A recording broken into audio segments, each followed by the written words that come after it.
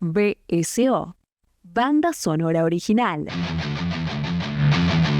Un podcast tan divertido como soporífero.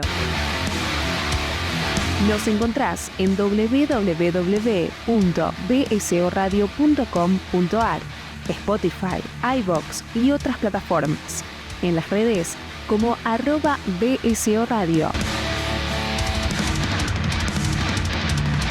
BSO, temporada 2026. Un podcast progre y conservador. La ayuda existe por ustedes, Sorete, no por nosotros.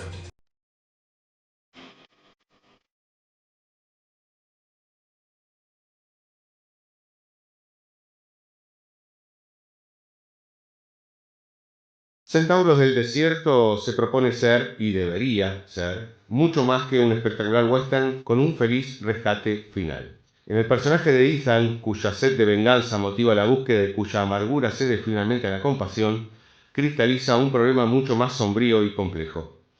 Ford le dijo a Peter Bogdanovich que se trataba de un solitario, pero el término no resulta realmente adecuado. El profundo sentido de exclusión de Ethan queda explicado de una manera más inmediata y personal por la clara indicación de su amor por la mujer de su hermano y de esta por él. Señoras y señores, bienvenidos a una nueva entrega de Banda Sonora Original. Estamos citando a Lindsay Anderson en un libro que heredé hace muy poquito, de alguien que ya no está en estos pagos, y gracias a Nicolás Aponte que me lo terminó dejando este libro.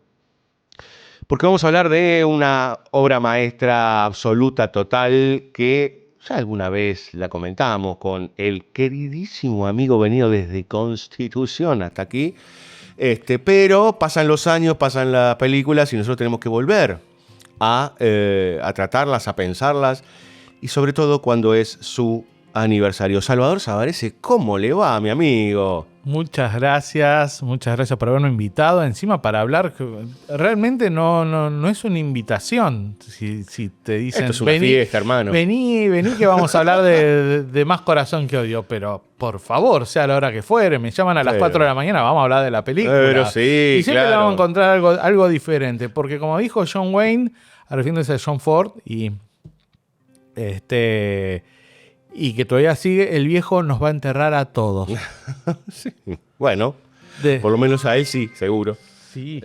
Y su espíritu seguirá flotando durante mucho tiempo. Yo dije Centauros del Desierto, mi querido amigo Salvador dijo Más Corazón que Odio, que es como se conoció aquí en la Argentina, The Searchers, para el mundo angloparlante, por decir, o el título original, de 1956. Los españoles son medio complicados, ¿no? Al ponerle los títulos a las películas. Acá en Argentina a veces solemos divertirnos de eso. Hay otros países que también son complicados en Brasil, o quizás para incluso los españoles nosotros seamos los complicados. Claro. Pero el que le puso el título Centauros del Desierto a una película como Más Corazón que Odio, como The Searchers, Los Buscadores, sería la traducción literal, hay como un lugar especial en el cielo. Y tiene algo poético, ¿no? Y además mitológico, en el lugar de construir los centauros en un western, ¿no? O sea, como desde la simbología del hombre y el caballo fundidos, digamos, ¿no? Exactamente, como los griegos veían a los jinetes a lo lejos. Exacto. Y de ahí salió la idea del centauro, como la idea épica que quiere transmitir la película solapadamente. Solapadamente, ahora después vamos a ver de que la idea era justamente hacer una película de marcado aliento épico. No está ni en el título, latinoamericano, Más conocido, no está en el título inglés, Los Buscadores. Uh-huh. Pero sí la encontraron tampoco está en el francés. La Prisionera del Desierto es el título en francés de la película. Digamos que, bueno, igual Más Corazón que Odio es hermoso, ¿eh? Sí, pero es como Un condenado a muerte se escapa, es el título que te echaba, sí, que claro.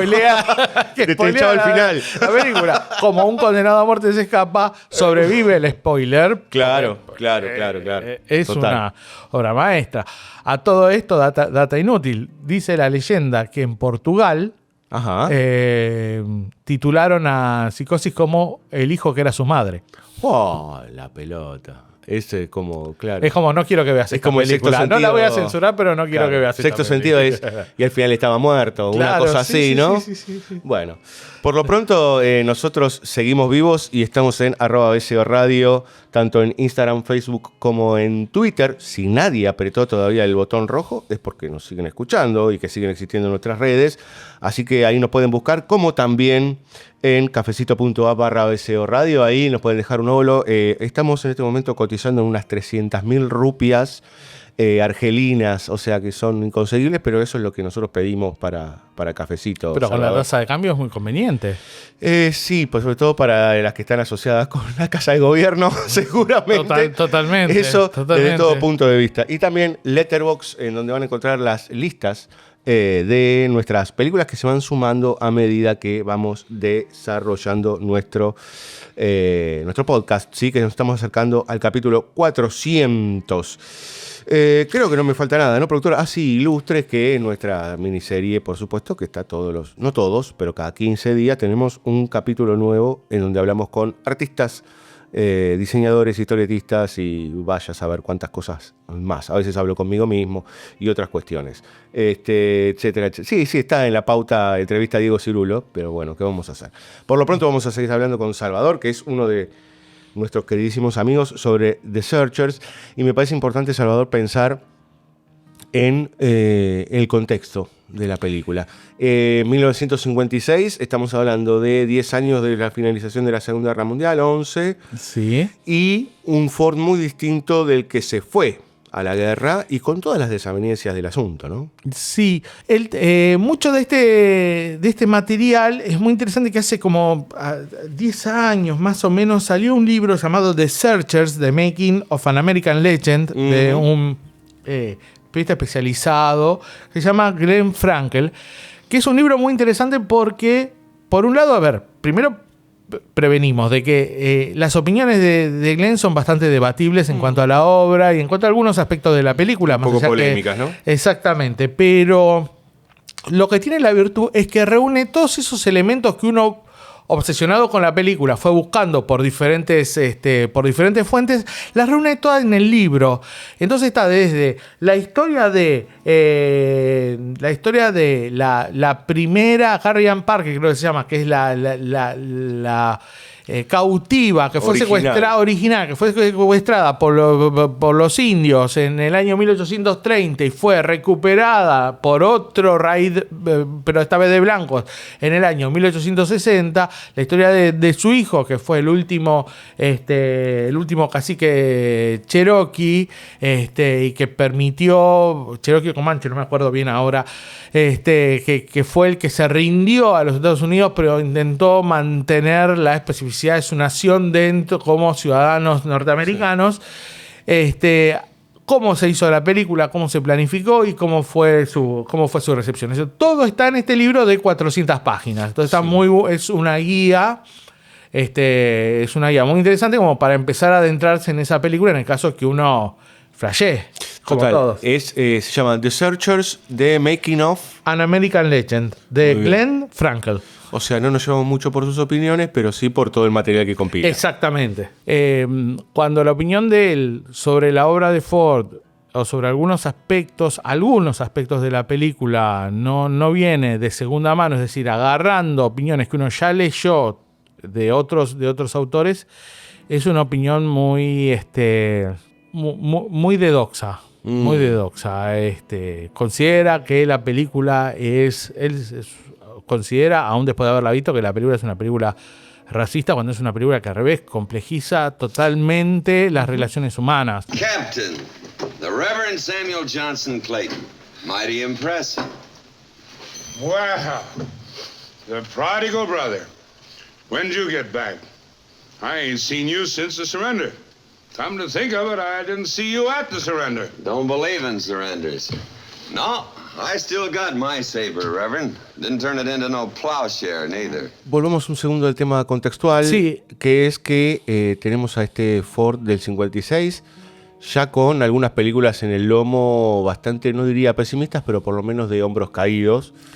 en donde, bueno, empiezan a aparecer algunas ideas que no digo que no estuviesen antes en Ford, sino que se empiezan a hacer un poco más evidentes cuando, bueno, él decide ser un héroe de guerra. Ya sabemos aquí, lo hemos charlado sobre sus films vinculados con la Segunda Guerra Mundial. Y aparte sabemos que es su parte crepuscular, por decir de alguna manera. Claro, ¿no? se junta el crepúsculo vital con el crepúsculo de un Hollywood que estaba cambiando y mucho. Y también con una mayor... por un lado, el pasaje es evidente, digo, no hay que ser un psicólogo como para ver lo evidente que es el paso de la Segunda Guerra a través de Ford. La Segunda Guerra atraviesa Ford con la velocidad realmente de un cañonazo, y no es la misma, no son las mismas películas las de antes que las de después.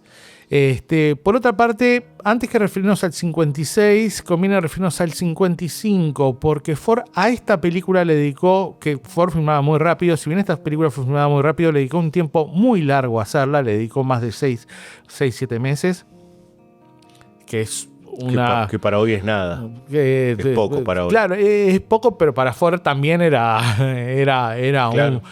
un menos. Él venía de una experiencia muy, muy triste, que fue la filmación de Mr. Robert en el año 1953-54. Una película de altísimo presupuesto, financiada, si no me equivoco, sí, por la MGM, por Leland Howard, basada en una obra de teatro muy exitosísima.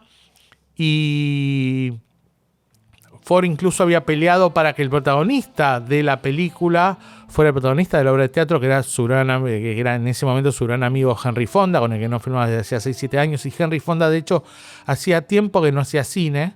Toda la primera mitad del siglo de la década de los 50, él hizo un par de películas, creo que una por la amistad con James Stewart.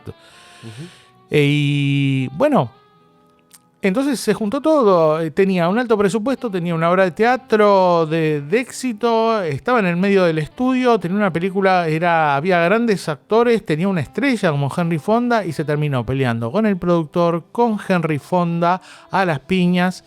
Se terminó y la película finalmente se enfermó, y aprovecharon la enfermedad de él para poner a otro director, Melvin LeRoy, también un muy buen director, sí. Muy buen director, a terminar la película. Entonces John Ford en ese momento no podía menos que verse, y cualquiera podía sentir que era un has-been en una industria tan competitiva como la hollywoodense, donde encima ya estaba la televisión, era una realidad palpable.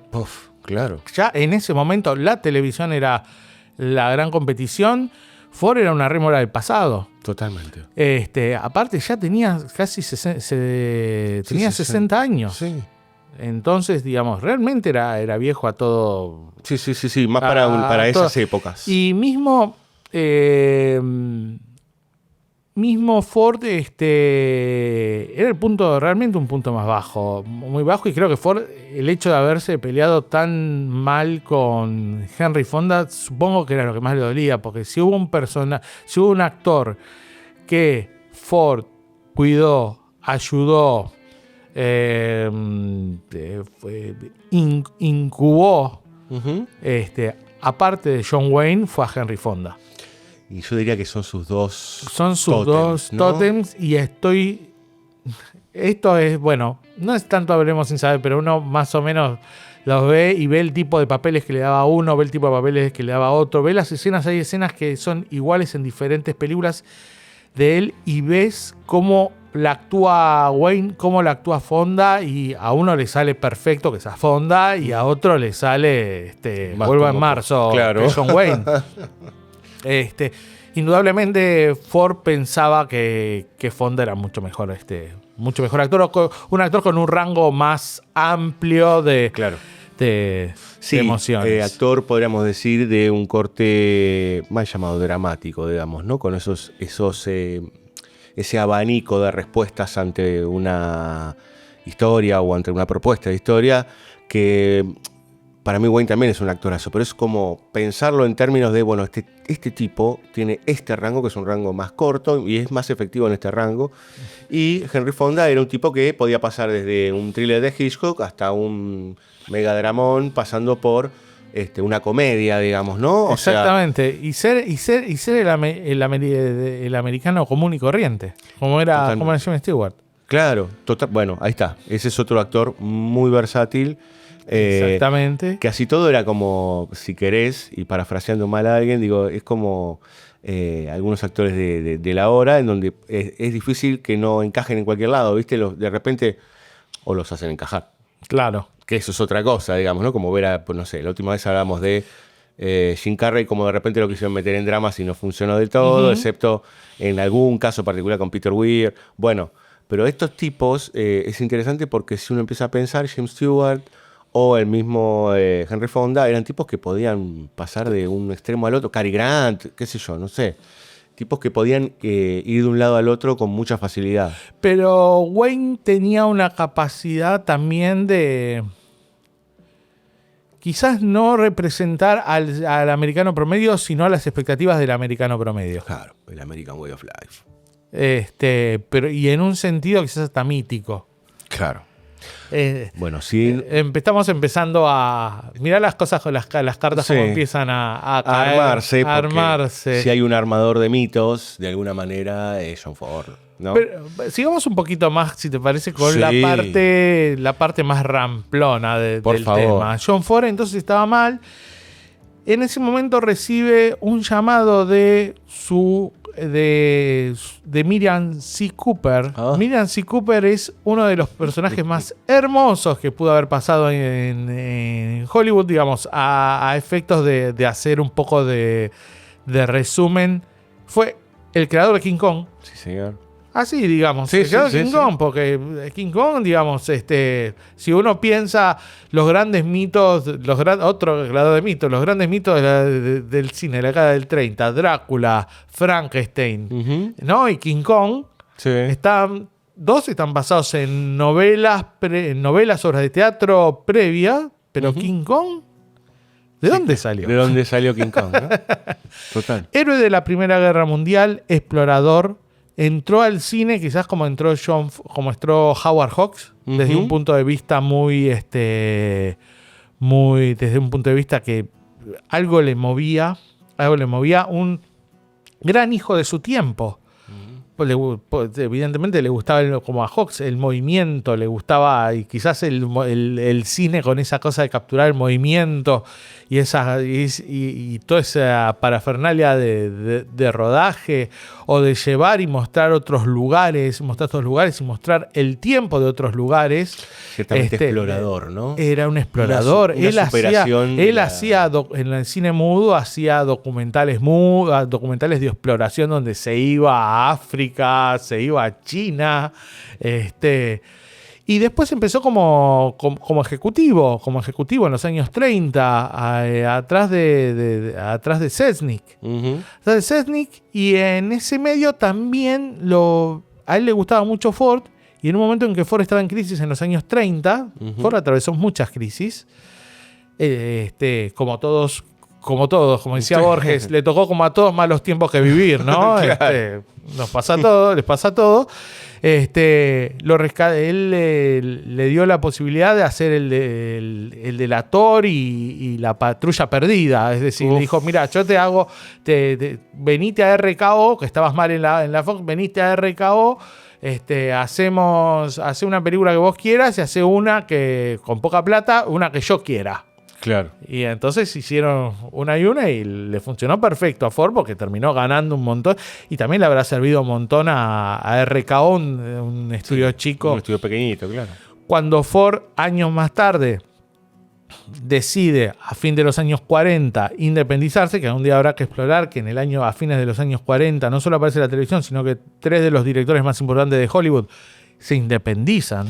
De hecho, empezaron con un fracaso atronador, que me enteré ahí en el libro, claro, que la primera película que ellos produjeron es El Delator, con Henry Fonda, que es un fracaso, digamos, no funciona ni como adaptación, no funciona casi como película, tiene momentitos de Ford, pero no es Pero después, bueno, con las otras 5 mandan un éxito atrás del otro, películas muy baratas y realmente se logra insertar. Después Ford va a Fox, después hace Mogambo para la MGM, que consigue un rodaje que podría haber sido terrible, lo consigue bien y arma una película hermosa. Viene Mr. Robert y la caga. Está muy bien. Sí. Porque aparte de todos esos problemas, muchos fueron motivados por las constantes borracheras de Ford. Entonces era un tipo que hasta se le pierde el respeto profesional. Claro.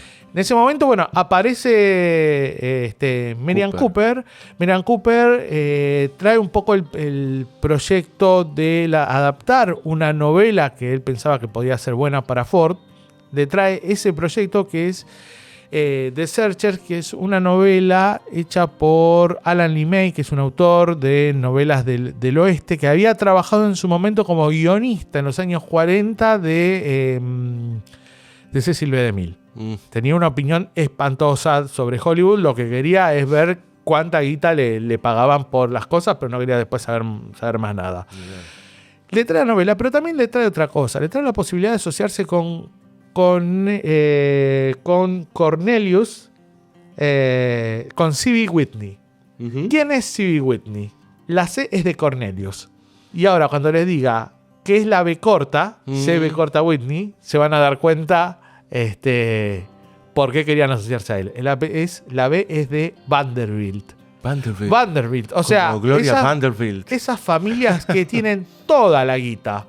¿Qué toda la guita? O sea, no nadan en billetes como Rico Mapato. Nadan en monedas de oro, en una pileta hecha de oro, en una casa hecha de oro, donde el agua es dorada. Digamos, así, o sea, diga toda la plata. Toda la plata. Y el tipo, bueno, en el libro es presentado quizás como un diletante, como una persona que muchos no saben.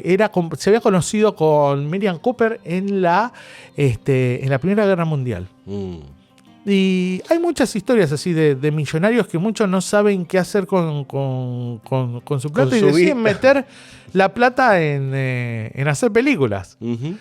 Y él decide armar una productora como para promover en plena Guerra Fría también los valores norteamericanos. Y la primera película que le dice que le va a ver con esa inquietud a Cooper, y Cooper 1 más 1 lo ve a su amigo Ford y como que arma todo el paquete. Claro.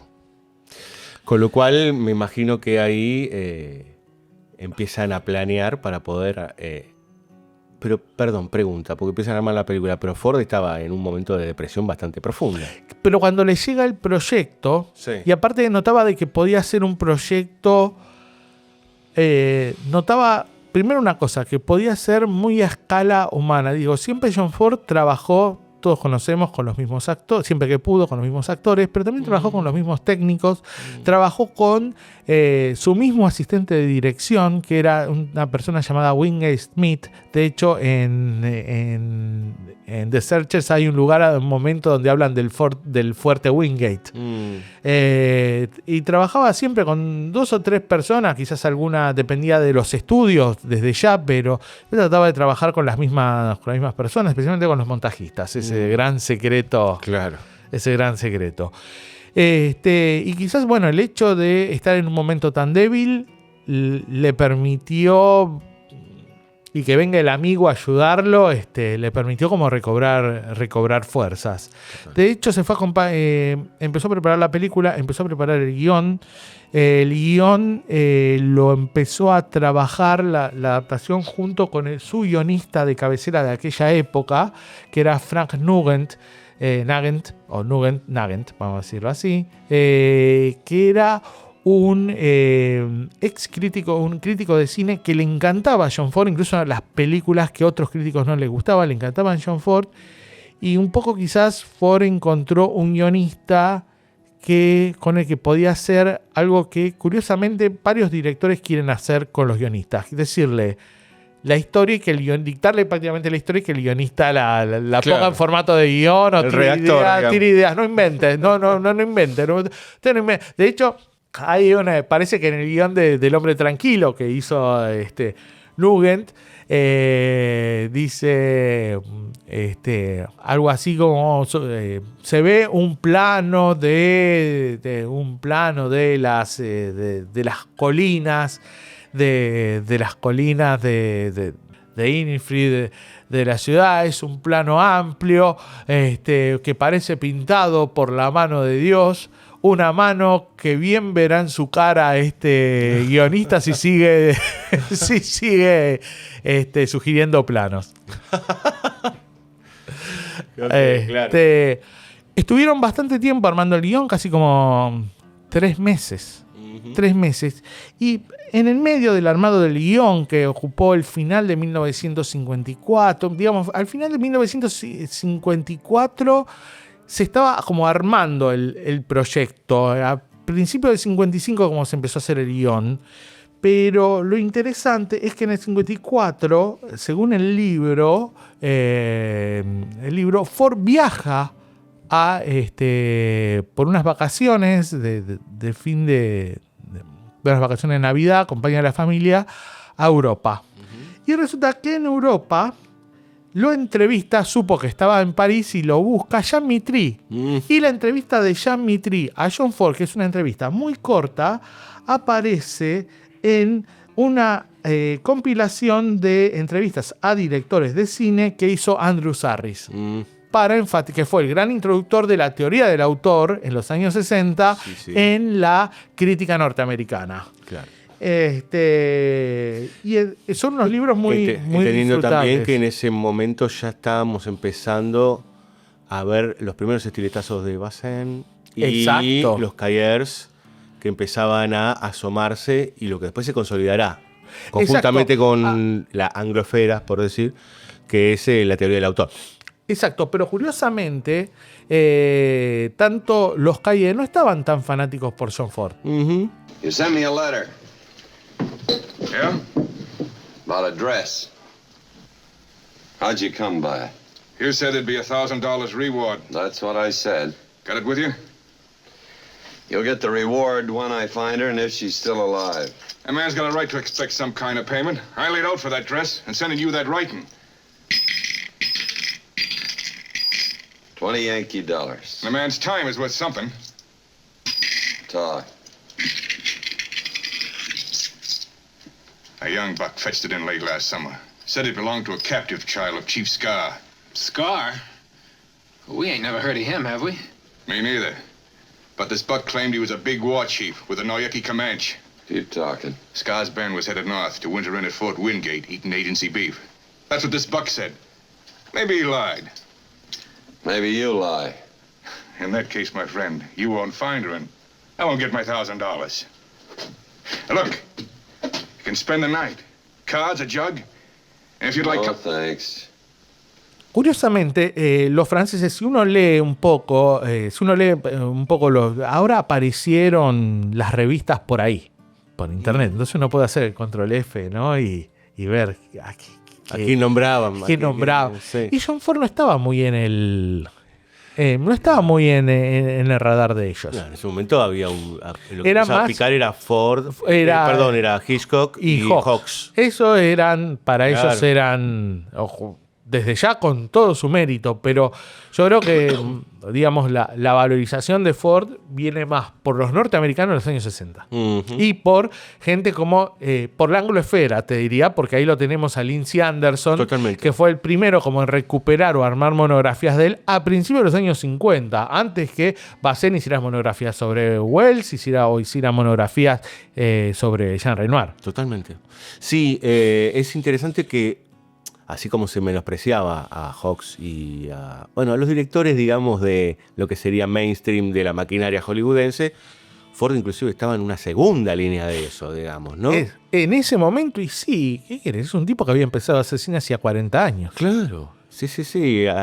Asistente de las películas de Griffith y en las películas mudas, etcétera, Claro. Un tipo que había entrado entrado al cine en 1912. Claro. Era un director, era de los viejos directores. Totalmente. Sí. ¿Era? Bueno, alguna vez lo dijimos acá, ¿no? Uno de los padres del cine, claramente. Claro, pero... Los padres fundadores. Totalmente. Lo interesante de la entrevista que le hace Mitry a Ford son las respuestas de Ford, porque Ford fue desarrollando, cuando empezaron las entrevistas, que le empezó a las de Bogdanovich, la de los franceses de los años 60, Ford creó como un personaje que servía como para él mismo no creérsela, que era la del director que agarraba un guión y lo hacía de la mejor manera posible, de la manera más profesional posible, para que se fueran rápido a su casa. Los actores, los técnicos, los protagonistas, que el productor tuviera una devolución, un beneficio económico, que hiciera un lindo negocio, listo, y a la próxima, la próxima película. Total. Pero lo que en esta todavía Ford no había armado esa máscara. Esa máscara que está tan lindo ahí al comienzo, dirigido por John Ford, del documental que le hizo Bogdanovich.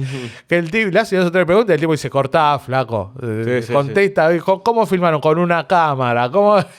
Claro, una cosa. ¿Quién es así. Bueno, la famosa, ¿no? ¿Quién es usted? Soy John Ford y hago western. Claro. Y él, en la entrevista, que es muy reveladora, él dice: en la actualidad, en ese momento, quiero hacer en Irlanda, con pocos gastos, una película a mi gusto, se llamará El árbol de 3 hojas, que la terminé haciendo en el 57. Espero que exprese la poesía de mi tierra natal. Después de eso emprenderé la realización de un gran western con un tema que me interese y que corresponde a lo que usted llamaría mi mundo. Porque claro, en ese momento había un primer trabajo sobre una primera... taxonomía del autor, que era, bueno, definir sus temas visuales, sus temas, sus asuntos, de ver identidades. Ford un poco lo toma, pero dice: lo corresponde a mi mundo. Se titula The Search. Mira. The Search, y está situado en las montañas rocosas. Se trata de unos pioneros que buscan una niña raptada por los indios. Es una especie de obra épica psicológica. O sea, John Ford desde el comienzo tenía muy claro que iba a trabajar con la épica, y creo que esa en este momento es muy lindo revalorizar el carácter autoconsciente de Centauros del Desierto. Una obra que desde el principio fue ideada, fue preproducida como una superproducción de carácter épico. Totalmente. Que si uno, y si querés eso lo podemos ir mechando con otros elementos históricos, que si uno ve la película, no es que hay momentos de despliegue, por supuesto, pero no es que es un film como, no sé, de Cecil B. DeMille, digamos, ¿no? En donde explotan hasta las cámaras, digamos, es que ¿no? para ese tipo de películas, que años más tarde, con el influjo del Cinerama, que dicho sea de paso, el Cinerama fue que puso consiguió que pusieran la plata para el Cinerama y todo, fue Miriam Cooper también. Claro. Puso el Cinerama de las películas como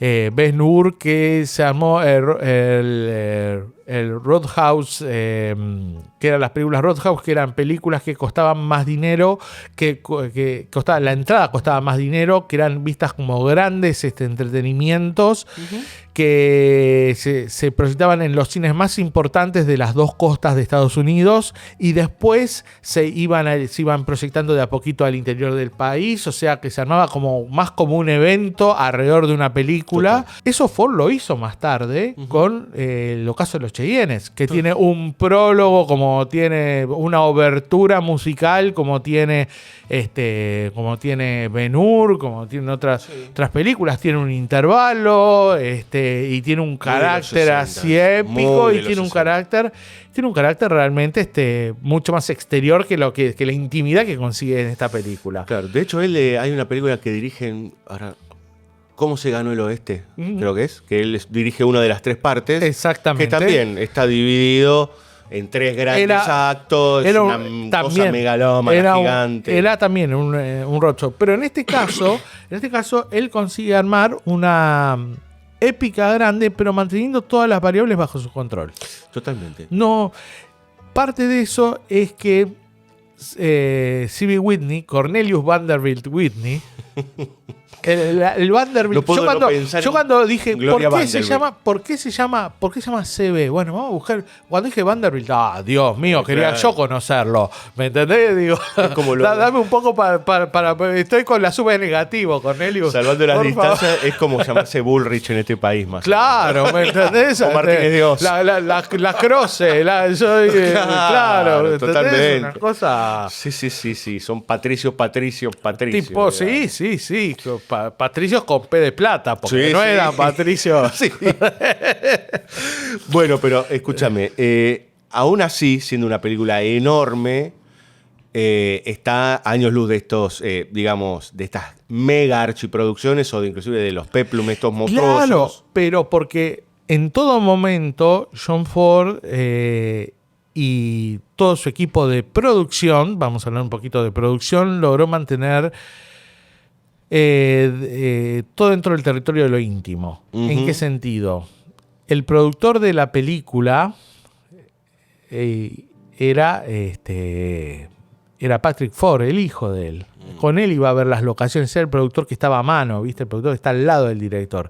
Después estaba un poco más atrás, salvando un poco los goles más importantes, estaba Miriam Cooper, y atrás ya poniendo la plata y siendo el productor que de vez en cuando aparece con el avioncito, estaba Whitney. Pero ojo, Whitney lo que tenía era que le daba la película aproximadamente costó $2,5 millones.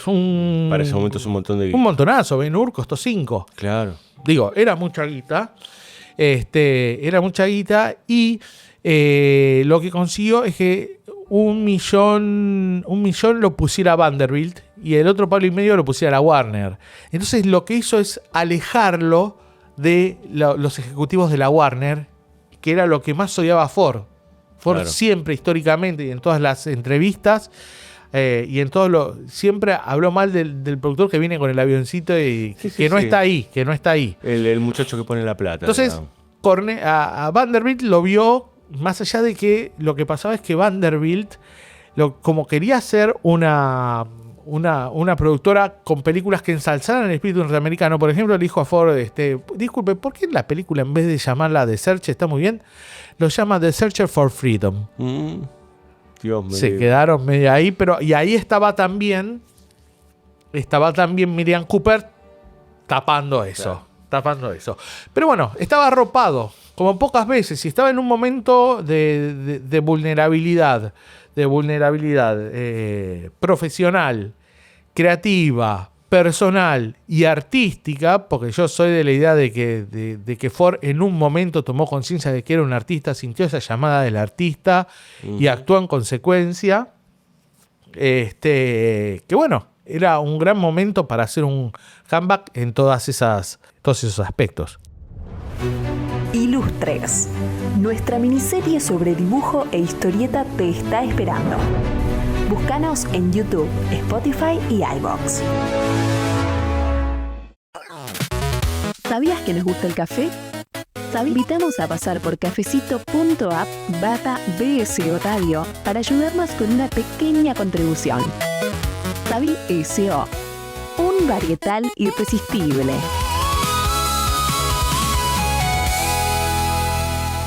Vos sabés que, ya adentrándonos un poco en lo que es la película per se, me parece que hay varios puntos que son súper importantes para charlar. Básicamente, pensar no solo en el protagonista, sino en el grupo de personajes con los que nos vamos a encontrar, pero haciendo puntal en el personaje de Ethan y desde donde se nos muestra su llegada y su partida, podríamos decir de alguna manera. Hay, de alguna forma, y después de toda esta introducción que vos construiste, de lo que es el contexto, la historia de Ford con minúsculas y en mayúsculas con el mundo, digamos, no puedo dejar de pensar que Ethan es un poco John Ford. Sí, ¿no? Totalmente. No entra del todo a la puerta ni se termina yendo, digamos, ¿no? Está siempre como el outsider. Algo que lo lleva... Por todos los relatos nos hablan de que John Ford seguramente no era un tipo feliz. Claro. A ver, no vamos a entrar en psicologismos baratos. John Ford, hay maneras peores de pasarla, pero tenía como un costado de artista maldito. Y también aprovechando y sabiendo, me parece que también muy astuto Ford, sabiendo que estaba en una maquinaria y que esa maquinaria funciona con engranajes. Por lo tanto, si vos querés seguir construyendo obra, el lugar propicio, por lo menos en esa época, era ese. Total. Y él entendiéndose también, porque cuando se habla del espíritu norteamericano, estadounidense, a veces se mezclan un poco las cosas, ¿no? Y uno de los primeros que pone sobre la mesa la pérdida del verdadero espíritu norteamericano es John Ford. Exactamente. ¿No? Es el tipo que agarra y un día dice, esto no era lo que habíamos planeado. Exactamente. Esto no era. ¿No? Esto no era. Y son esas dos. De hecho, vuelvo al libro del querido amigo de Jean Sarris, Mitry. porque Sarris hace una introducción a cada una de las entrevistas, y como la entrevista que le hace, yo sospecho, como la entrevista que le hace a Mitry a Ford es muy corta, decía que Sarris le hace una introducción donde te plantea cómo era mirada la obra de Ford, te hace toda una genealogía de Ford en 4 o 5 páginas, que es una maravilla, y dice una frase, pero que así lo define a Ford de pies a cabeza como creador. Ford desarrolló su arte en los años 20, consiguió fuerza dramática en los años 30, alcance épico en los 40 y evocación simbólica en los 50. En ese momento, en los años 50, por otra parte, como vos bien decís, Ford estaba en una etapa donde estaba, por usar una palabra que odio, pero porque es una palabra tan de moda, que estaba deconstruyendo los símbolos que él había construido. Claro.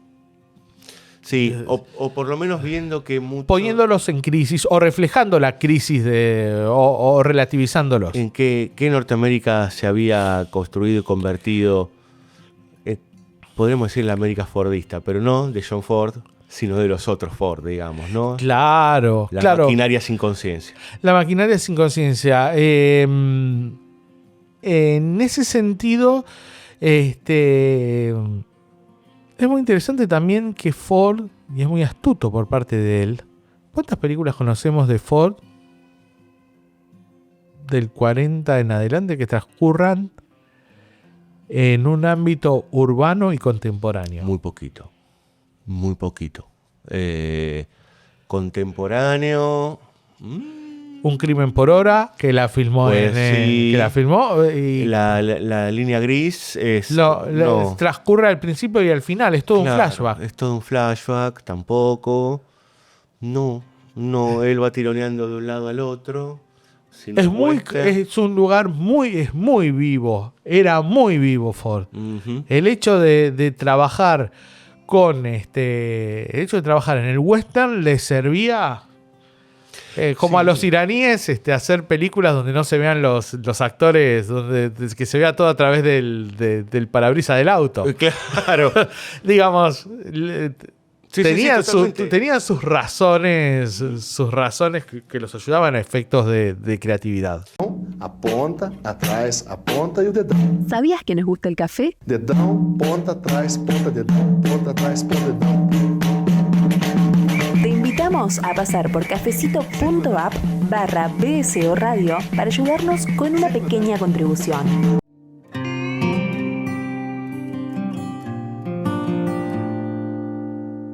Pensaba en The Searchers como título y el comienzo, que es ese plano glorioso que después va a tener su repetición variante en el cierre. Tal vez los buscadores son como él, ¿no? Buscando también un poco qué es lo que estuvo pasando.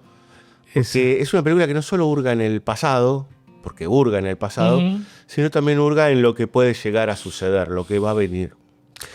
Y cuando uno ve ese famoso plano a contraluz de la mujer que él nunca va a poder alcanzar. Claro. Y que va a morir rápidamente en la película, esposa de su hermano. Y que va a marcar permanentemente como un tábano al protagonista. Exactamente. Un tábano espiritual que no lo puede resolver. Uh-huh. Sí, totalmente. La bola de bronca. Uh-huh. O sea, hay que hacerle un monumento a John Wayne por haber aceptado hacer un personaje así. Sí, es una bola, porque es una bola de bronca, de oscuridad. Creo que eso lo leí en otro lado, pero John Wayne siempre usaba un tipo de sombrero especial. Y en esto, como agradecimiento, que también hay que hacer una parte del monumento, es el agradecimiento que siempre le tuvo Wayne a Ford por haberlo sacado de los westerns clase B, por haber visto lo que quizás ni hasta Wayne sabía que era lo que podía sacar hacer. Y todo. Se cambió el sombrero y usa un sombrero negro. Sí. Sí, aparte, sombrero negro, chiquito. Se muestra verdaderamente desgastado, deteriorado. Sin afeitar, un reventado es. Un reventado. Vos fíjate que previo a lo que va a ser durante los 60 el Spaghetti, que pone que es el lugar de decadencia del oeste, o sea, del espacio decadente, ¿no? Que está decadente. Exacto. Ya acá estamos viendo un lugar bastante complejo que es el soldado que vuelve, porque él vuelve de la guerra de secesión, que no cree, básicamente está al borde del nihilismo, digamos, ¿no? De no creer en nada, porque se lo ve en muchos momentos diciendo, bueno, sí, perdimos, se habla de la secesión, etcétera, etcétera, pero inclusive se menciona que puede haber cometido algunos crímenes, bueno, y como le dice, ¿quién no? You fit, como que cuando viene el capitán del reverendo Samuel Clayton, ¿no? Que hace el increíble Todos de pie con la mano en el corazón, War Bond, uno de los actores secundarios más hermosos que dio Hollywood. Le dice, usted llena varios perfiles de sospechosos. All right, I'll swear you in. No need to. It wouldn't be legal anyway. Why not? You wanted for a crime, Ethan? Coffee, Ethan. Thank you, Martha. You asking me as a captain or a preacher, Sam? I'm asking you as a ranger of the sovereign state of Texas. You got a warrant? You fit a lot of descriptions. Figure a man's only good for one oath at a time. I took mine to the Confederate States of America. So did you, Sam. Y cae con bolsas de guita y dice, ¿de dónde las sacaste? Son nuevas, son monedas nuevas. ¿De dónde las sacaste? Menos pregunta a Dios y perdón. Lo que tiene justamente el guión, lo que nos lleva a un punto que también es tan apabullante, en muchos casos la perfección de la película, la perfecta perfección que tiene esta película, que hay cosas que uno tiende a dejar, a ver muy por encima. Y es un guionazo. Es un guionazo de la película, parte de un guionazo. No es la ilustración de un guión, pero al mismo tiempo parte de un guionazo. En ese sentido se nota que seguramente Ford estuvo ahí al lado ahí soplándole. Ford, que siempre decía, dirigir es tener 200 hijos de puta soplándote en la nuca. Estuvo ahí soplándole en la nuca al guionista, al que le hacía la vida imposible. Claro. Hacía la vida pobre tipo, pobre Frank Nugent. Pero, porque, por ejemplo, hay elementos que son de una sutileza que hacen a la película igualmente. La famosa escena en la que el personaje de Clayton, de Samuel Clayton, está tomando el café, mirando hacia adelante, mientras mira hacia un costado de la mesa, donde se ve una habitación, la puerta de una habitación, la ve a Martha Edwards, a la cuñada a la esposa del hermano de Ethan Edwards, de John Wayne, acariciando acariciando el abrigo de él, y después llega y le da el abrigo y él le da un beso y entendés todo, le da un beso en la frente, pero con un sentimiento, y él mira hacia adelante como para no ver. inmediatamente antes, en esa escena, él había abierto por error otra puerta y había visto a la hermana de Debbie, a Lucy, a la hermana mayor de Lucy, franeleando con un noviecito. Sí, con un colorado. O sea, como las dos, como que el espíritu de circularidad que hay en la película se ve en todos los aspectos. Es como si dijeran, bueno, vamos a trabajar la idea del círculo. Sí, viste que está esta frase que es el final es en donde partí, digamos, ¿no? Como que la idea de una suerte de eterno retorno, podemos decir, para ser bastante groseros. Como dice John Wayne, esto es tan cierto en un momento, el personaje de Ethan Edward es tan cierto como que la Tierra da vuelta. Exactamente. Sí, eso es tan... Y la precesión de las estaciones en la película, los personajes... Me hiciste acordar que tiene varios momentos de contemporaneidad, ¿no? Como es tan cierto como que la Tierra da vuelta, y hay un momento también que le dice, ¿vos lo entendiste o querés que te haga un dibujito? ¿Querés que te haga un dibujo? Y entonces, ¿no? Como cosas que van sobreviviendo a través del tiempo, inclusive nosotros hoy lo decimos, ¿no? Totalmente, sí. Que tienen que ver mucho con podríamos decir, con el argot o con y hay cosas, that'll be the day. Ya será ni en tus peores pesadillas. No hay una traducción al español de eso. That'll be the day. Jamás de los jamases. Nunca de los nunca. Y that'll be the day lo tomó Buddy Holly. Buddy Holly para hacer un tema. Porque fue a ver la película con unos amigos, fue a ver un tema, y ese tema fue uno de los covers que tocaban The Quarrymen. Mirá. En sus noches previas a hacer los Beatles. Mirá vos. Bueno. O sea, bueno, después vamos a llegar a cómo pegó, no contemporáneamente, pero enseguida la generación de chicos que vio esa película. Totalmente. Pensaba en esto, vos ponías sobre la mesa lo de la circularidad, pensaba que el personaje, también lo mencionamos hace un rato, de Ethan, es un outsider y que tiene mucho que ver con Ford, ese hombre amargado, ese hombre que ya viene amargado y se irá amargado. Sí. Salvando los matices que nos llevan durante esas 2 horas de película, en donde el motor que lo reencausa es justamente el último vástago de la mujer que él ama, pero que ya está muerta. Que claro. Debbie, y tiene que estar acompañado de un mestizo.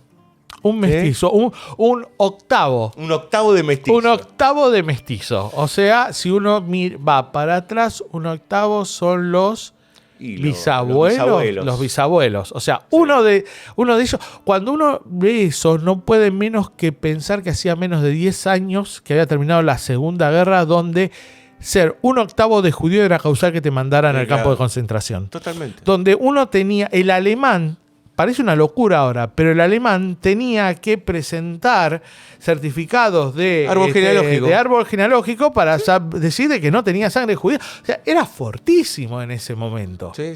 En un momento donde recién, en esa época, en Europa, con Noche y Niebla, se estaba empezando a ver de vuelta, no solo contemporáneamente como fue en el 45 cuando se abrieron los campos, la memoria de los campos. Sí, la memoria de los campos. Entonces es muy fuerte eso. Digo, yo soy un octavo Cherokee. Sí, y en un Estados Unidos que tuvo campañas del desierto como tuvimos en este país, salvando lo que haya que cambiar, porque ellos fueron y dijeron, bueno, vamos a la carga y hagamos mierda todo, digamos. Claro, sí.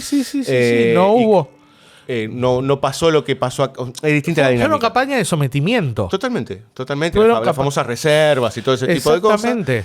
Pero además, entendiendo en el año 56 que Estados Unidos seguía siendo una sociedad, primero, estamos en el auge del macartismo, lo cual es un sesgo brutal de división entre comunismo y anticomunismo, por decir, o liberales y comunistas, y por el otro lado, el profundo racismo. En esa época todavía los negros viajaban en un lado y los blancos viajaban en otro. Sí. Y no podían ir a la universidad. O sea, estamos hablando de un sesgo racial muy fuerte. En el caso de Ford era un poco diferente, es verdad. Eso se puede ver mucho más, quizás no tanto en esta película, sino en las que hace a partir de conocer a Woody Strode, el actor Woody Strode, de Man Who Shot Liberty Balance, donde él le da el primer plano a él diciendo todos los hombres somos criados iguales y le mete el un plano. Es el hombre que guarda la flor de cactus de John Wayne. Exactamente. O la que hizo Sergeant Rutledge, que es una película, la mejor parte de esa película, que es mucho más irregular que la anterior, es que es un grupo de negros, un grupo de pibes negros, guiados por un tipo más experienciado, pero son pibes negros. Son películas que harían ahora, ¿no? Totalmente. De los pibes negros que ayudaron a la segunda, ayudaron en la guerra civil. Desde ya. Pero por eso digo. No, pero está bien, porque entendemos el contexto mundial, si querés, y norteamericano particularmente, con este tipo de cuestiones. Totalmente, pero aparte Ford también era una persona de no hacerla fácil. No sé, tenía esa cosa también, ¿viste? Lo que son malditos también son malditos. Los artistas malditos son artistas malditos también porque tienen algo también, una cosa medio de no de autoboicot, sino de no hacérselas fácil. Claro. Por ejemplo, ¿por qué lo elige a Scar? Al actor Harry Brandon. El actor Harry Brandon lo eligió por los ojos celestes. Y hay una escena que están adentro del tupi, de la casa, como no me acuerdo cómo, o el tipi, que es la casa del... del cacique. Del cacique. Creo que es cuando le muestra la cabellera. Entonces, vos ves el plano de él, el plano del cacique, con ojos azules.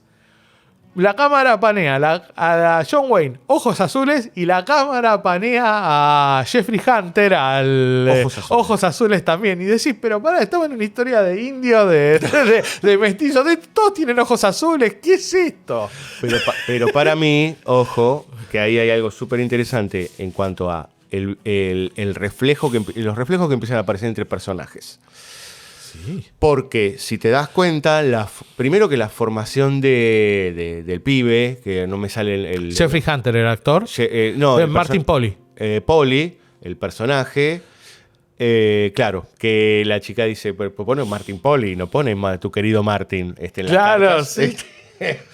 Pero que él es de alguna manera Ethan Hawke, ¿sí?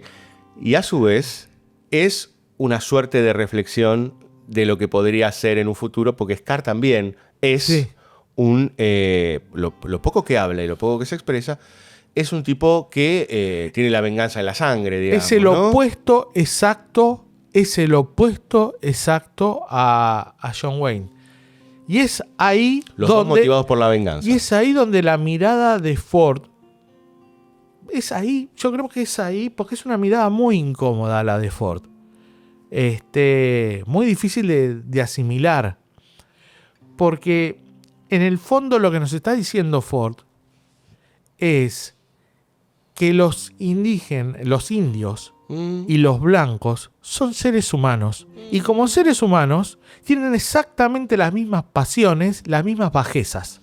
Sí, que los monstruos habitan en cualquier lado, no dividen por color de piel. Es una mirada, o sea, somos todos humanos y somos todos mediocres.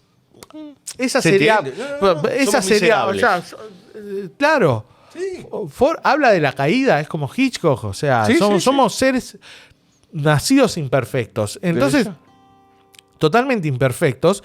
Y en ese sentido, por eso Ford, a mí me parece que es la mirada más justa hacia el otro. ¿A qué vengo? A que Ford, entre que su mirada es tan justa, su mirada es tan pesimista, y su mirada, por otra parte, trabaja a niveles tan arquetípicos. No nos olvidemos también de que, digamos, el padre de Hu en Que verde era mi valle es el padre cinematográfico, y la madre del personaje de Henry Fonda en Viñas de Ira es la madre cinematográfica. La manera en que los consigue armar. Él se mueve a nivel del arquetipo de tal manera que se puede escindir de la idea de hablar de los indios. Él habla de un otro. Totalmente. Él habla de un otro. Y en ese sentido, Ford tiene una mirada sobre el otro, tiene una mirada comprometida sobre el otro, y en cierto sentido tiene una mirada justa. Somos todos humanos. Total. Ni mejores ni peores, humanos. Sí, de hecho, hay a mí realmente la escena en la que John Wayne le quita la cabellera cuando lo ve muerto, porque no lo mata a él. No. No lo mata en el a ataque él, de la caballería en el ataque muere. final, cuando lo ve muerto y agarra y le arranca la cabellera, es un momento donde te pone en crisis completamente el concepto del héroe hollywoodense. Desde ya en el sentido de la idea de la justicia blanca, ¿no? Total. Entonces, O sea, pudo haber sido Scar. En este caso, es una película que yo digo, qué lástima que Borges se quedó ciego un año antes, porque hubiera aullado de alegría con este tipo de películas que hablan de el círculo, que hablan de la cautiva, que hablan del desierto, que hablan de la civilización y la barbarie. La civilización y la barbarie, y que habla de un hombre que puede ser él o puede ser otro tranquilamente. Total. Porque pudo haber sido Scar. Totalmente. John Wayne pudo haber sido Pero Scar. fíjate que hay algo que De me hecho, parece... perdón, una última cosita. Scar es un tipo con una complexión física, con un cuerpo físico. Eligió un tipo que nació en Alemania. El tipo es alemán, Henry Brandon. Ahora no tengo el nombre, pero uno busca el nombre verdadero de él. Es Hans von Kleinstein. Claro, ¿viste una cosa? Rainer Fassbinder. Rainer Wolf Castle, de los Simpsons. O sea, agarra el tipo así. Claro. Digamos, hay algo que el tipo quiere decir. Vos fijate... Porque cuando agarra a los indios ¿a quién usa para indios nativos, mexicanos? En el ocaso de los Cheyennes. A mexicanos, a Ricardo Montalbán, Acá Gilbert Roland. Pero acá también, todo lo que rodea a Scar Sí. y las distintas tribus que vas encontrando, que de hecho, aclaremos, el personaje de Wayne los conoce a todos. Exactamente. Sabe idiomas. ¿Dónde conoces? Uno le dice, ¿cómo que bien que sabes inglés? Y el otro, que bien que sabes comanche, vos, Claro. Pero a lo que voy es que me parece a mí que, bueno, él ahí aborda, usa nativos. Y usa hispanos también, digamos. Creo yo que ahí hay una elección clara de tomar a Wayne y a Scar como dos caras de la misma moneda. Total y absolutamente. Y que se dirimirán en un alguien posterior, que es justamente Martin Pole. ¿Sí? Que es el único vástago ilegítimo, pero el único vástago que queda, porque él ni siquiera es hijo de nadie, él ha sido encontrado. Esa otra vez la cosa épica, el hombre encontrado. También hay otro tema. John Ford era católico. Desde ya. Él siempre, en otras historias se comenta que si en algo él se sintió discriminado en Norteamérica, por ser católico, era por los protestantes por ser católico. No por otra, él no sintió ningún tipo de discriminación, sintió la discriminación solo en ese sentido. Y decir que no la sintió por ser irlandés, porque los irlandeses cobraron bastante también. No. Sí, bueno, pero él se fue a un lugar, a ver, ¿cómo te puedo decir? Quizás California en ese momento era como irse a la Patagonia. Claro. Es un lugar que ¿me entendés? Fue lo si querés armar una nueva vida, andate a la Patagonia. Claro. Debés tarjeta, andate a la Patagonia. Claro, totalmente. Un pueblito ahí. En un pueblito, hacer tu trabajo y todo eso. Total. Digo, es así. Bueno, pero vos fíjate, ¿quiénes quedan, no? Porque por ahí del otro lado nos podemos... Bueno, pero ¿qué de trata de Searcher? Bueno, básicamente de un hombre, o en realidad un grupo de hombres que termina siendo dos hombres finalmente, que van a rescatar a la cautiva, ¿no? Una cautiva. Echeverría en Argentina. Más argentino no existe. Bueno, entonces lo que vamos a ver es un derrotero de años, sin nombrar la cantidad de años, pero que uno puede entender que hay... cómo crece la chica. Establecer la genealogía es muy complicado. Yo me acuerdo la primera vez que vi la película, yo la vi con 16, 17 años. Y a mí me costaba entender cuánto tiempo había pasado. Después, cuando uno va creciendo y va viendo... Entiende que promedio de 10 años tiene que haber pasado, más o menos. Más o menos. Se va una nena. Y llega una chica que, bueno... Sí, es una adulta. Y ¿no? que se infiere que ya ha tenido sexo con en este caso con Scar, es una de las mujeres de... Exacto, una de las esposas. Una de las esposas. Pero que es lo que más... Pero vos fíjate, esto qué interesante, ¿no? Scar es parte de los comanches que están en retirada, por decir de alguna manera, a partir de lo que comentábamos antes, ¿no? Esto de lo que sucede con el avance de la civilización blanca del este. Uh-huh. Por otro lado, John Wayne es los restos de la Guerra de Secesión. Son los restos. Exacto. Es lo que queda, ¿no? Exacto. Que son hombres que van a ser desechados a futuro, como pasa en El hombre que mató a Liberty Balance. Son gente que construyeron el pasado, que construyeron los cimientos, pero que serán brutalmente olvidados, digamos. No son las raíces, pero que Moisés.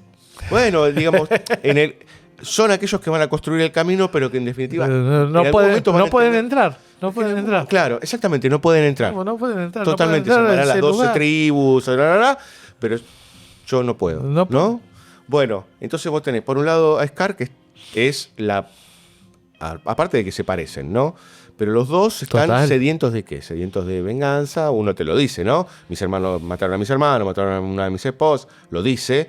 Y él que va a buscar el último vástago de su hilo familiar, que es la nena, ¿no? La nena. Y que, por otra parte, otra de las cosas que tiene este guionazo, es una muy consciente posición de lugares de indeterminación. Si fuéramos de filosofileta, diríamos lagunas de indeterminación. O sea, momentos donde lo deja abierto, lo deja a que cada uno llene como quiera esas lagunas. Total. Y por ejemplo, lo que queda es por qué Wayne no solo busca a la chica, sino la quiere matar. Eso en la segunda mitad de la película, lo más ¿no? oscuro es como que muchas de las lecturas es ese pensamiento de que tuvo sexo con un indio. Claro. O sea, una de las vertientes más aberrantes de racismo es el asco que se le tiene a las relaciones de personas de diferente raza, de diferente color de piel. Bueno, sí, el puritanismo racista. Lo peor de todo, lo peor que podía tener un racista no es solamente el negro, sino el negro se coja a tu hija. Sí, claro. Era así. Sí. Era así. Digamos, porque no son humanos. Una mirada muy, muy burda podemos tener con Sinners. Tenemos la película, se lo ve muy bien en algunas de las películas más vilmente comerciales, que por eso son la que hizo William Shatner con Roger Corman. Qué buena película, The Intruder. The Intruder, la que hizo Shock Corridor. Shock Corridor, donde el negro hace de racista y dice, van a tener, ¿quieres que que nuestras hijas se acuesten con nuestras hijas? Sí, totalmente. Y eso es algo... Pero para mí eso es parte, inclusive, de la raíz norteamericana que cada tanto, otra vez, ebulle, claro, ¿no? Sí. Ebulle y sigue apareciendo, ¿no? Total. Pero vos fíjate que la película nos pone esas dos caras, ¿no? De lo que es básicamente ni siquiera es la civilización y la barbarie, porque Wayne no representa la civilización. Los que representan la civilización son otros. Son el reverendo, los milicos, otra cosa. Pero no hay una mirada, pero es una civilización capada, porque es una civilización incompleta, porque no hay una mirada moral. El que representa la civilización es Martin Pole. Bueno, Esa es el punto moral, el faro moral. Eso lo dice el libro y es evidente en la película también. El faro moral, el punto moral donde se para la película es Martin Pole. Bueno, Martin Pole será el heredero final conjuntamente con la nena, digamos, ¿no? O sea, hay que ver cómo sigue la nena. Hay que ver cómo sigue. No sabemos. Bueno, no sabemos. Porque aparte hay otro tema. A ver, yo te hago a vos la pregunta. ¿Son tan huérfanos como son? ¿Y son tan hijos de como son? José Luis García dice que para él, Débora, Debbie, es la hija de Ethan Edwards con su cuñada. Bueno, eso no está, pero, perdón, pará.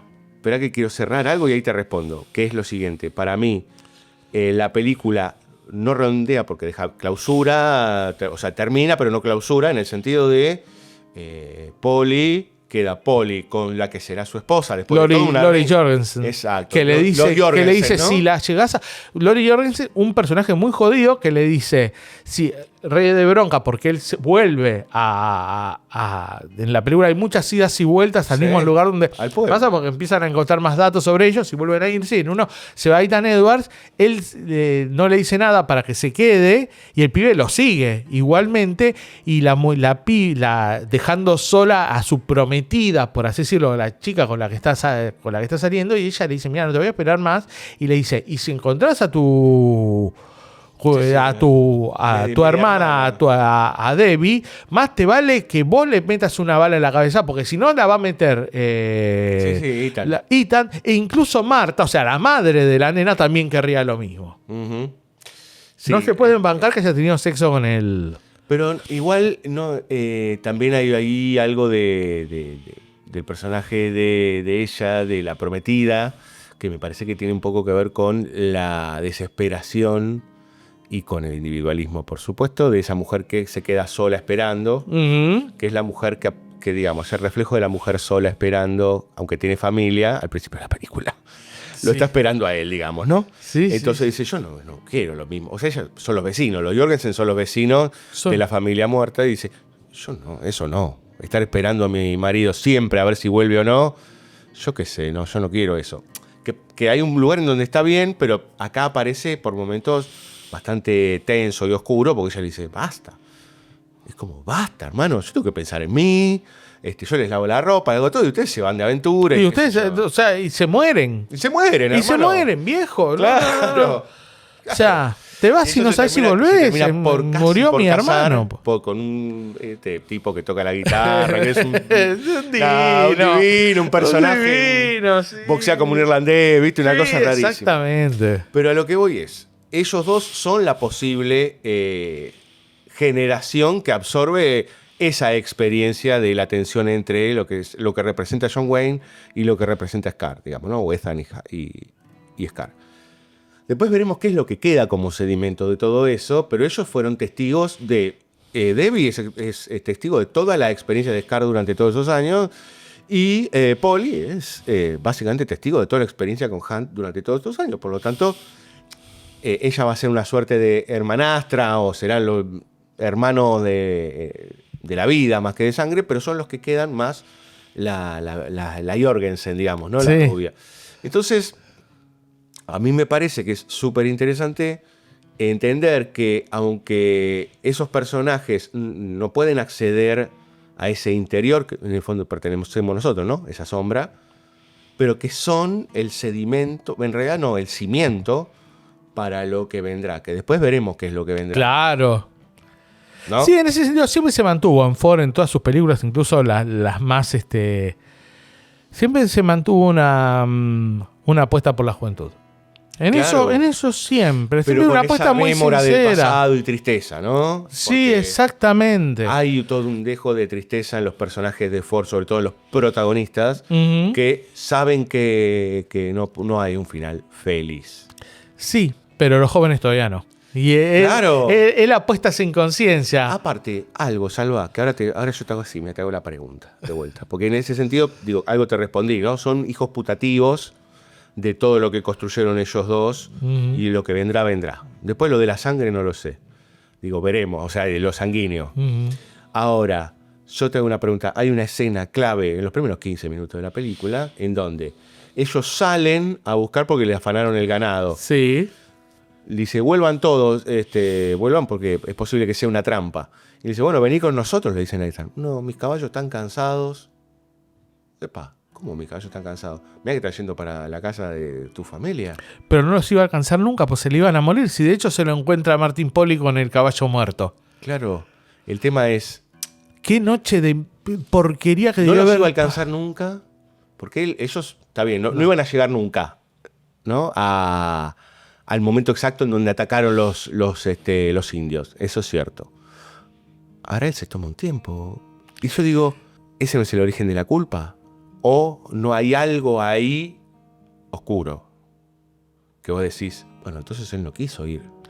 No, bueno, las lagunas de indeterminación y cómo uno las va llenando, porque... Que eso puede ser generador de la culpa para todo lo demás, ¿no? Yo al revés, yo lo veo como que realmente el tipo sabía que el caballo no iba a llegar, que iba a caminar mucho más lento que iba a llegar mucho más lento que de otra manera, que necesitaba ese caballo comer, y yo, pues, sabes que muchas veces, a veces cuando estoy un poco angustiado en la vida o un poco ansioso, dice, peor la pasó John Wayne esa noche.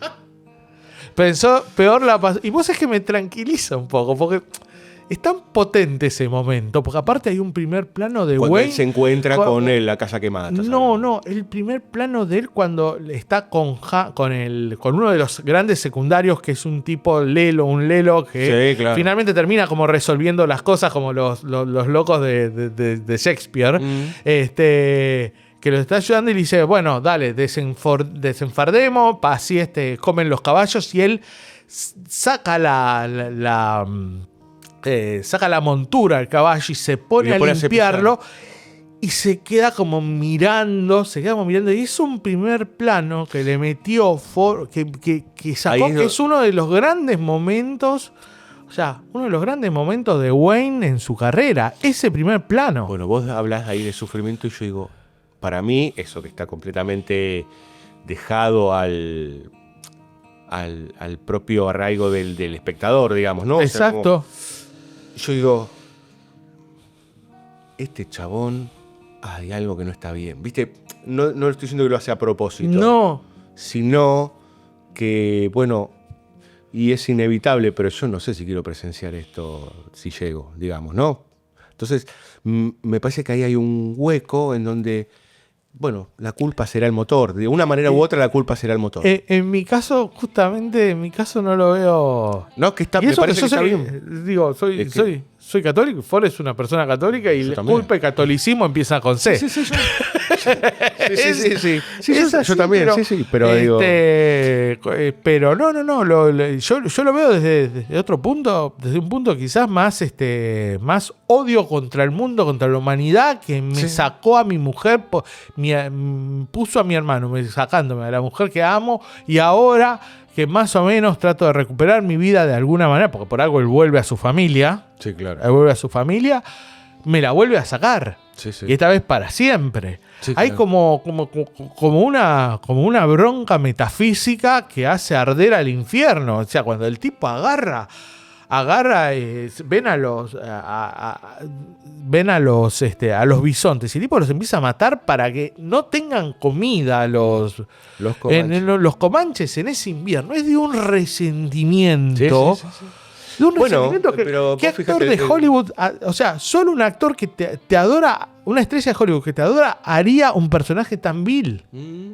Sí, que en realidad tan complejo, porque vos fíjate que cuando él finalmente le corta la cabellera a Scar, que dura unos segundos ese plano, bueno, inmediatamente, por lo que vimos antes, se la va a comer cruda a Debbie, la va a matar. Y no. Y hay algo que entendió, hay algo más que entendió, que es que, bueno, ella tiene que, si la podemos hacer volver, que vuelva y va más allá de sus deseos. Esa escena no estaba así en el guión. Es ahí donde digo de que es un guionazo y al mismo tiempo Ford le encuentra una manera de que todo se diga. La cosa original era, él la agarra, saca un arma, le dice Debbie, bueno, así es la vida o algo por el estilo, y le va, y la típica, ¿viste? Le pone el coso y finalmente no le dispara. Pero lo que hace Ford es genial. Es un poco lo que decía William Wyler cuando le dijeron, cuando él iba a dirigir Qué verde era mi valle, y lo terminó dirigiendo John Ford, y dijo, yo no hubiera hecho la película como le hizo Ford, pero Ford la hizo genial. Claro.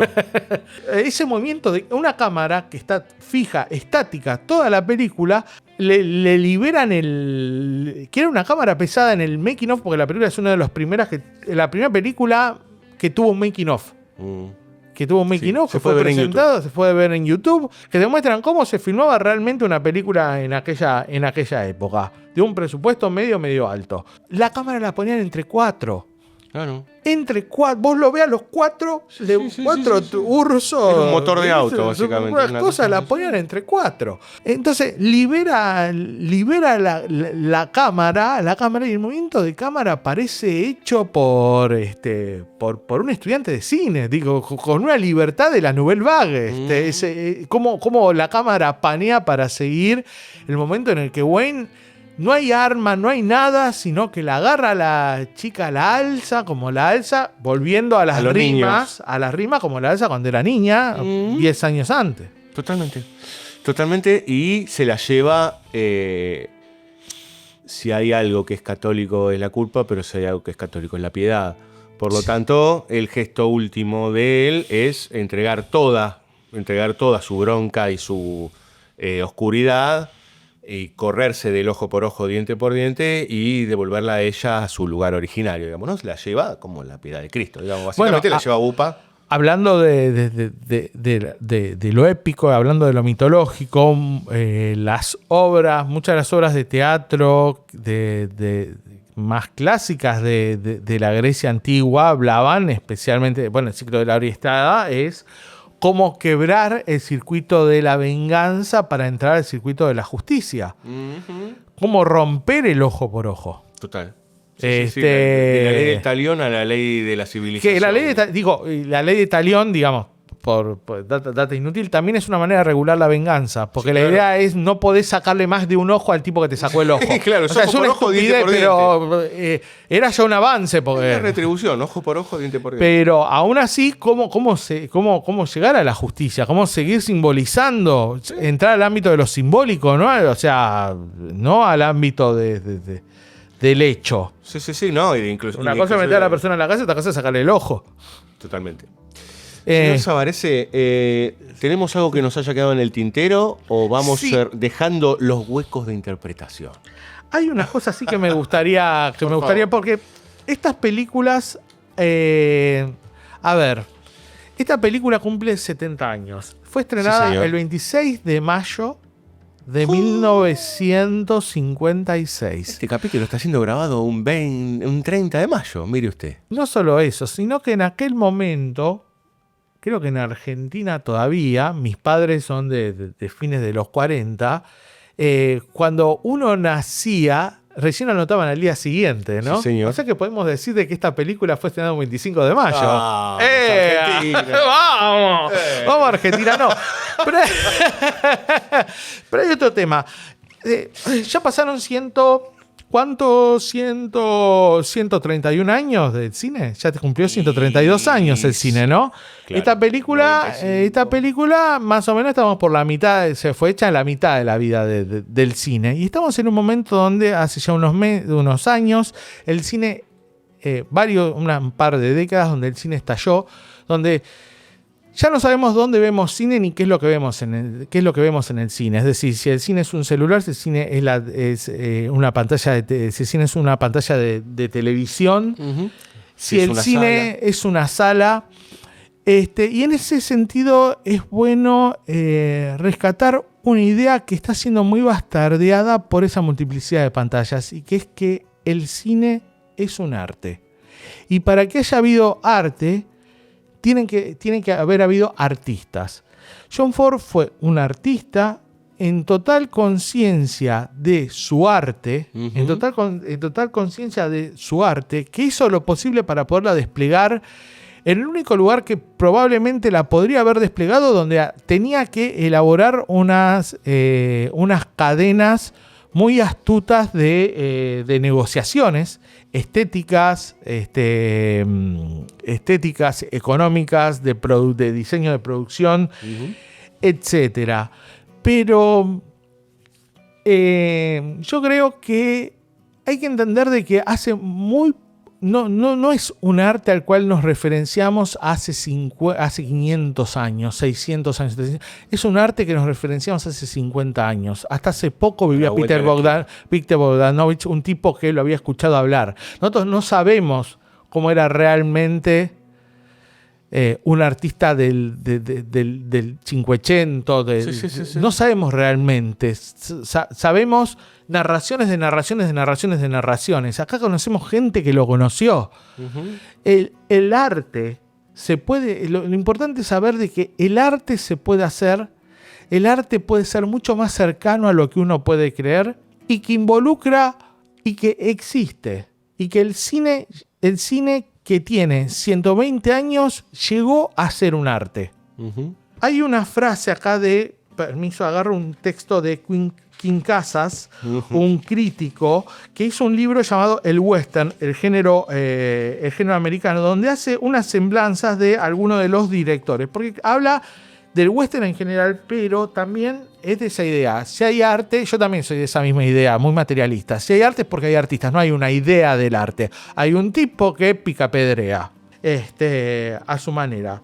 Y sobre John Ford, él lo define como: Ford es al western lo que Van Gogh a la música, Stevenson a la literatura, Mozart a la música clásica, Charlie Parker al jazz, Man Ray a la fotografía, Todd Browning al cine fantástico, Alex Raymond al cómic, Velvet Underground al rock. Es decir, un poeta y un innovador, un clásico y un revolucionario, un formalista y un experimentador. Podría agregar que es tan artista como cuando uno piensa en Miguel Ángel como artista. Y Más corazón que odio es tan obra de arte como cuando uno piensa en los frescos de la Capilla Sixtina. Una vez que cuando uno viaja y ve esos frescos, lo que está viendo no está viendo solo una pintura, está viendo 2500 años de historia, de tradición, de desarrollo humano. Cuando uno ve Más corazón que odio, está viendo miles de años de desarrollo cultural humano. Totalmente. Y tener conciencia de eso es súper importante en un momento donde es muy fácil hacer imágenes. Porque contra eso o a favor de eso es que nosotros vamos a hacer imágenes. Totalmente. No todos llegan a lo sublime y a veces ni siquiera es que tienen la voluntad de ello. No. Sino que son parte del momento y tienen algo especial para poder realizarlo, digamos, ¿no? Totalmente. Pero que existir existe. Digo, el cine es un arte. Sí, eso desde ya. El cine es un arte porque se está bastardizando la idea de arte del audiovisual. Sí, claro. Y está bueno volver atrás para recuperar algunos modelos que tienen relevancia actualmente y encontrarle la relevancia. Ilustres. Nuestra miniserie sobre dibujo e historieta te está esperando. Búscanos en YouTube, Spotify y iVoox.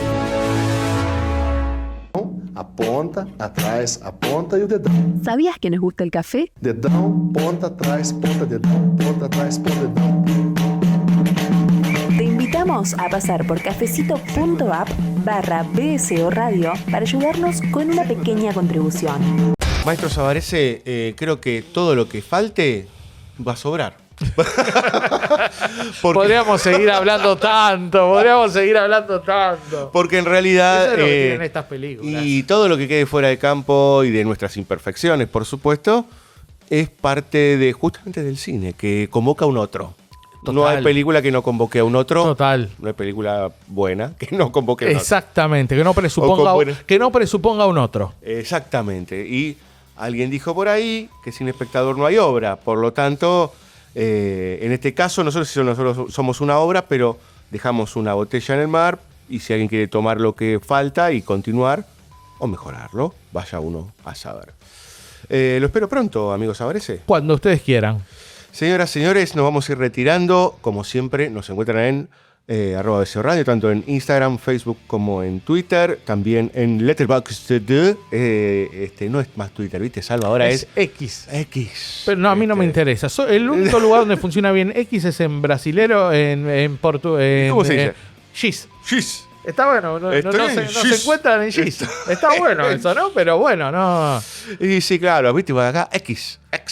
No, en Twitter. Claro. Yo digo Twitter, Chita, la comarca. La comarca. La cloaca. No, sí.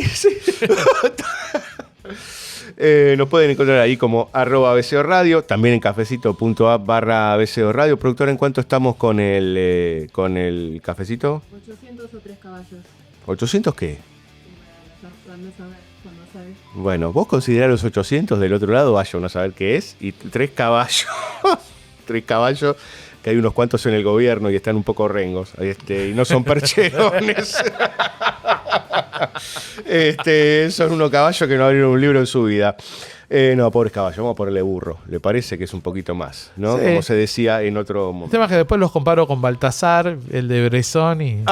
Y pierden, ¿no? Y sí. Y siguen perdiendo. Bueno, no sé, estos ágrafos. Recuerden también encontrarnos en Ilustres, o sea, sale todos los meses un capítulo de BCO, un capítulo de Ilustre. Un capítulo de BCO, un capítulo de Ilustre. Un capítulo de Ilustre, un capítulo de BCO. Un capítulo de BCO, un capítulo de BCO. Un capítulo de Ilustre, un capítulo de BCO. Y así hasta que en algún momento te des cuenta que cada 15 días sale un capítulo de Ilustre y un capítulo de banda sonora original. A toda la gente de la Sala Llena le agradecemos, como también a todo el equipo de banda sonora original. En esta ocasión estuvo el magíster de Constitución, el señor Salvador Savarese, el único cinéfilo en la Tierra, el último cinéfilo en la Tierra que habla español. Y después tenemos a acá los productores que están al borde del estallo, que es el señor Fabio Damián Villalba y la señora Luciana Eiras. También a Brandaris, a Saitúa y a toda la banda de BCO y de banda sonora original. Andrés Cirulo, que cumplió años hace unos días nada más, está cerca de los 40 el nene, esto ya es un montón, así que todos estamos bastante grandes. A Dani Jorquera, nuestra locutora, y a todos los que nos conocen. Señoras, señores, si no sobra nada más, no falta nada más. Por lo tanto, nos estaremos viendo dentro de 15 días. Chau.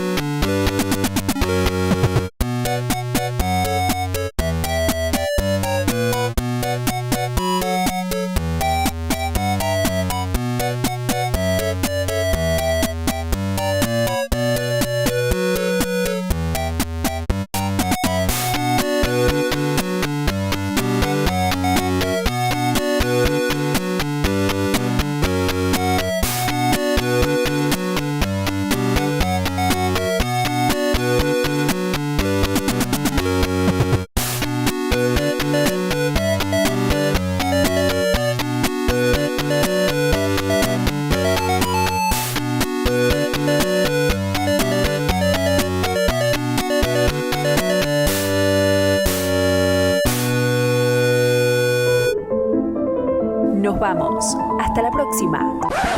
Recordá que si llegaste hasta acá, ¡Viva la libertad, carajo! no aprendiste nada. Búscanos en Spotify, iVoox y YouTube. www.bsoradio.com.ar BSO, una forma de hacer nada con muchas ganas. Mulo, gato, giles, si no saben ni hablar, brutos.